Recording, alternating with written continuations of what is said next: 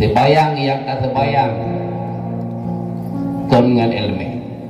Puasa yang tak puasa kon dengan ilmu. Sebayang katanya gecok dari malaikat lipat-lipat lagi katanya lipat jabru. Katanya lipat ijagot-got dari lipat berunya. Munyo jabru dan lepat panena urung permun berunya sikai jabru. Dente ke punyi-punyinya. Mam go rambut dia. Jok pulang ke nyomar budak tu pulang hotel sehingga orang tahu yang kita bayang sei je pakon. Sebenarnya dia balik dari badan menghadap dengan Allah, dia tak bayang muka ceria, hati gembira, tapi pakai dia tak bayang dia sei susah. Itulah sebabnya sebayang dia tak bayang dipuji oleh malaikat dia rombong ke ada. Hadirin yang dirahmati Allah, gedanyo ya beut, gedanyo minta ilmu agama, nyokon sabuh jurusan, kerja tak pegah kan sabuh jurusan, karena mau tak pegah ya beutnyo, ya mono ilmu agama sabuh jurusan mungkin kita pilih, kita pilih dia ada pilih. Lagi pak pula na jurusan biologi, na jurusan biografi, na jurusan agama.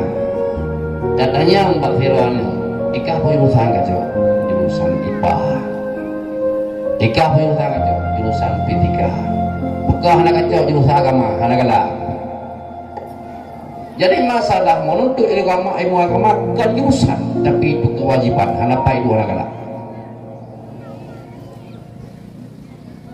Datim hadatim suwatim karena yang beutnya kewajiban kon jurusan. Talabul ilmi faridah, tuntut ilmu wajib ada tiap urang yang Islam dan yang agam dan yang lain. Maunya wajib ada tiap urang artinya fardu'in.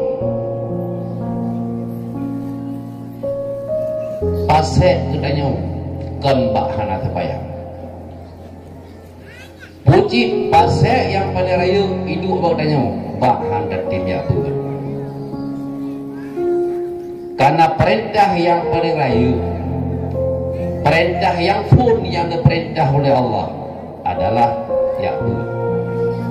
Muno ilmu agama. Pasek urang handa terbayang, nyan urang jeung sebayang. Orang kalau dia beut cara sebayang kasih kedua hana sebayang yang pasek yang karena hana sebayang. Tapi memang dia hana yang beut kan pasek karena hana sebayang. Puji karena pasek karena hana tiga beut yang pasek yang paling lain. Hadirin yang rahmati Allah, ya beut hana batas akhir dan hana batas tunda. Menyoyo golong daya beut untuk mulai hana batas tunda. Menyoka daya beut nyan hana masa untuk tapiu. Cuma cara dabut yang tak berbeda.